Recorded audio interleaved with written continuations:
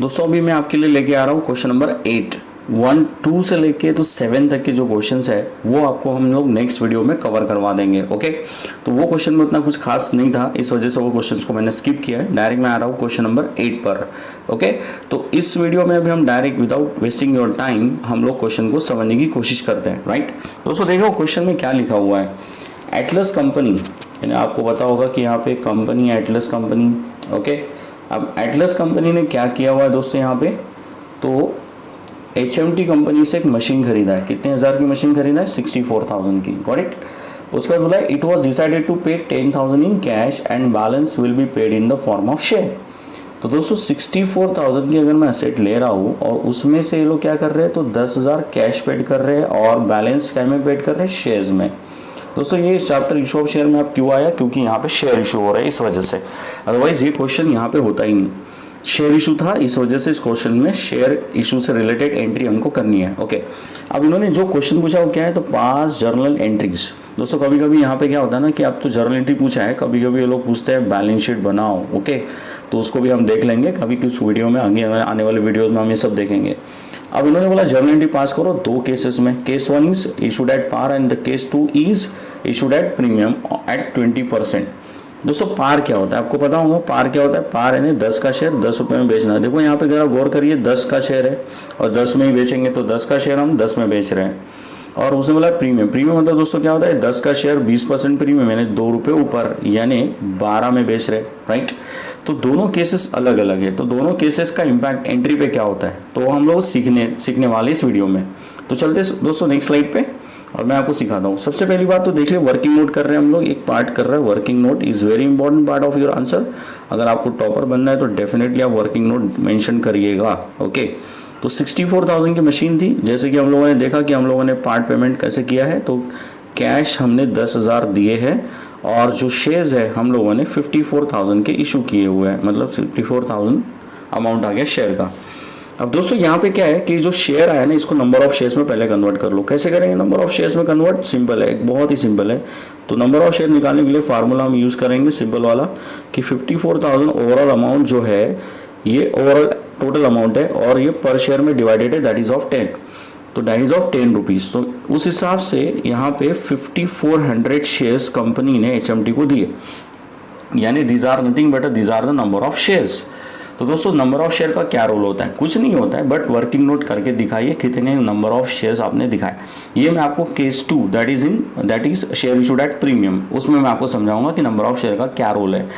को केस 1 में आपको जनरली मतलब उससे कोई यूज़ नहीं है, लेकिन फिर भी चलो आते हैं। अभी मैं एंट्री सिखा देता हूँ। इस वाले ट्रांजेक्शन की एंट्री क्या होगी? नंबर 1, अगर आप शेयर पार में इशू कर रहे हो तो वट एवर जो शेयर इशू कैसे भी करिए, आपने क्या खरीदा? मशीन। तो मशीन आपके पास आई है, तो हम लोग पहले मशीन को डेबिट करेंगे। दोस्तों कितने से? 64।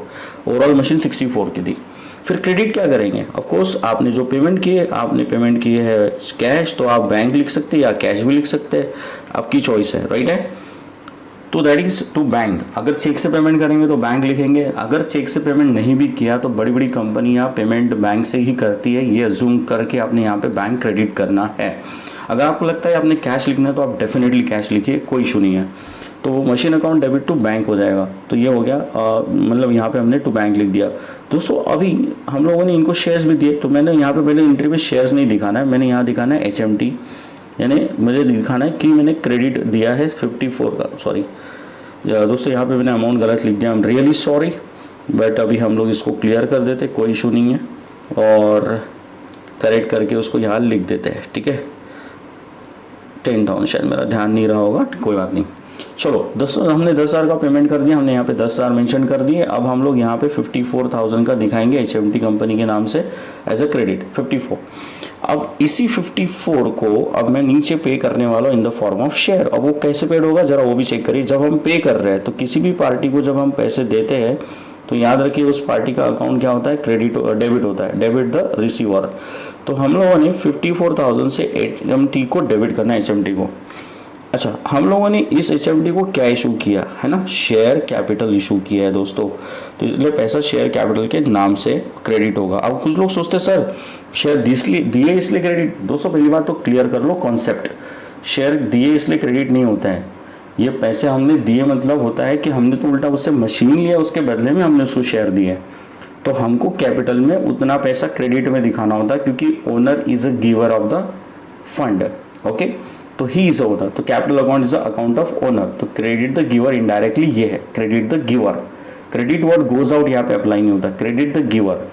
तो capital represents to the owner's fund, that's why owner is a giver, तो that's why capital account is credited here. तो दोस्तों इस तरीके से एंट्री हमारी बन गई केस 1 की, दैट इज मशीन खरीदना और मशीन का पेमेंट हमने कैश और शेयर्स में कर दिया। ओके, अब आते हैं नेक्स्ट केस पे। Case is what, when share issued at premium. अगर आपका शेयर आपने प्रीमियम पे इशू किया है तो इसका क्या इम्पैक्ट पड़ेगा आपके क्वेश्चन के ऊपर, राइट।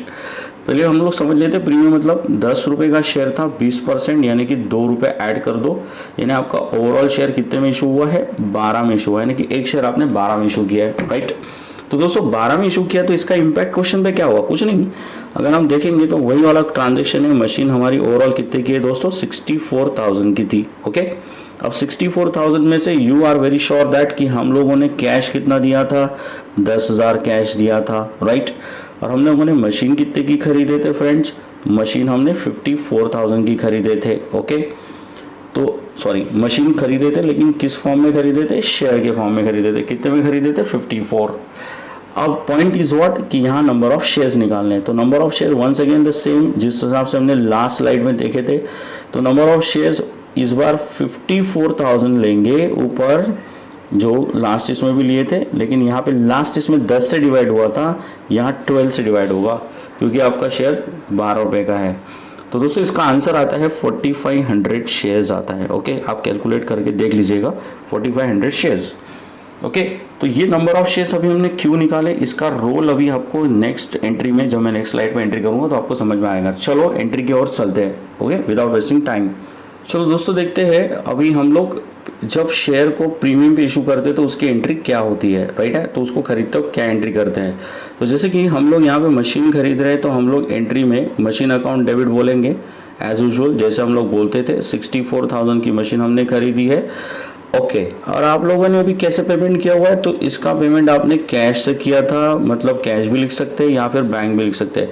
तो ओवरऑल कैश पेमेंट कितने का था दोस्तों, 10,000 का था, राइट। उसके बाद आपको पता होगा कि आपका कुछ ट्रांजेक्शन क्रेडिट में भी हुआ था, तो क्रेडिट ट्रांजेक्शन मतलब यहाँ पे क्या आएगा, HMT लिमिटेड आएगा, मतलब कि यहाँ पे आपको HMT लिमिटेड लिखना है। क्रेडिट कितने से लिखना है, तो आपको ये 54,000 से आपको ये लिखना है। ओके, तो दोस्तों ये होगी आपकी एंट्री मशीन खरीदने की।